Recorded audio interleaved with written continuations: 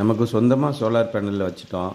வீட்டுக்கு ஆன் கிரிட்டு இல்லைன்னா நம்ம வயலுக்கு இது மாதிரி சோலார் பம்பிங் சிஸ்டம் அப்படி வச்சுட்டோம் அப்படின்னா, அடுத்து நம்ம செய்யக்கூடிய மிகப்பெரிய தவறு, நாங்கள் கடந்த 13 ஆண்டுகளில் பார்க்குறது பார்த்திங்கன்னா, இந்த சோலார் பேனலை க்ளீன் பண்ணுறதே கிடையாது.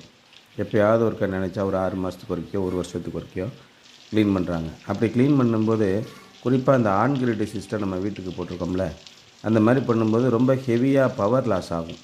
எந்த அளவுக்கு தூசி படிஞ்சிருக்கோ அந்த அளவுக்கு ஒளி உள்ளே ஊடுருவி போக முடியாது. இந்த சோலார் பேனல் வெப்பத்தினால இயங்கக்கூடியதில்லை, வெளிச்சத்தினால இயங்கக்கூடியதுங்கிறத நல்லா புரிஞ்சுக்கணும். எந்த அளவுக்கு வெளிச்சம் அந்த சோலார் செல்லில் படுதோ அந்த அளவுக்கு அதிகப்படியான மின்சார உற்பத்தி இருக்கும். அதனால் ஒரு இடத்துல நாங்கள் இப்போ போயிருந்தோம். மின்சார உற்பத்தி கடுமையான அளவுக்கு பாதிச்சிருந்தது. ஒரு நாளைக்கு 1 கிலோவாட்டுக்கு 4.2 யூனிட் உற்பத்தி ஆகிற இடத்துல ஒரு நாளைக்கு 3 யூனிட் தான் உற்பத்தி ஆகுது.